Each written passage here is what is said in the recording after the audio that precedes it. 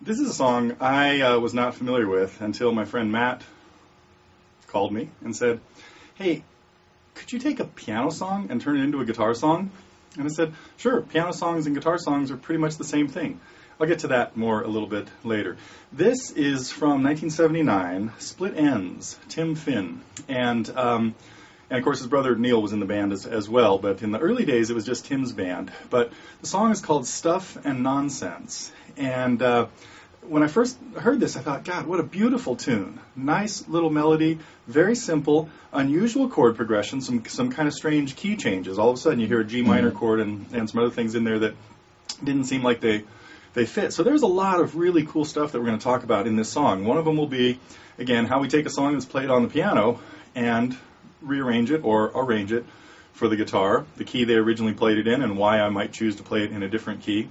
Some things like that. Now, Split Ends has its own kind of really interesting history. Anyway, again, what we're going to do in this song is just play through the chords and sometimes pick out the melody a lot the way the piano does in this recording. And the best video that I found of this was Tim just playing the piano and singing harmony along with Eddie Vedder singing the lead or the main parts.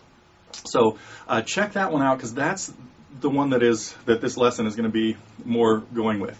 We really just have a verse and a chorus, and there's a piano solo in there that goes off in the borders actually on the progressive world again because it's very classically influenced. So we're not going to address that though. We're just going to talk about playing through the chords with some finger picking patterns that are again more pianistic, I guess, in style than guitaristic.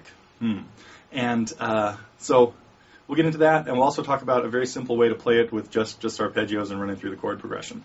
But the song I can't really sing, so just you're going to have to rely on Eddie's vocals on the video to get the song in your head.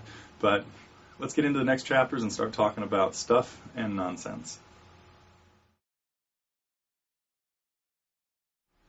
A really common way of doing an accompaniment on the piano is to just be playing the chords on beats or possibly off beats with your right hand and playing the bass notes at the same time, so just blocking out the chords or separating them possibly with the bass notes coming on the beats and the chords coming off the beats, or hitting the chord on the beat and having the bass note follow later.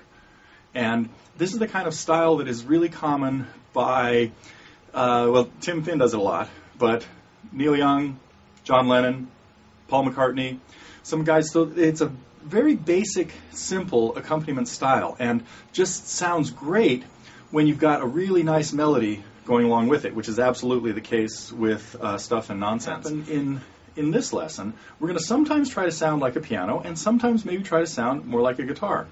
So all we have to do is know the chords.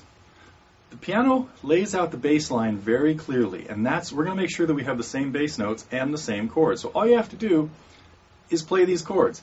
Take a look at the chart, which is the page that just has the chords and lyrics. And we could just strum these chords. G, G major 7, C major 7.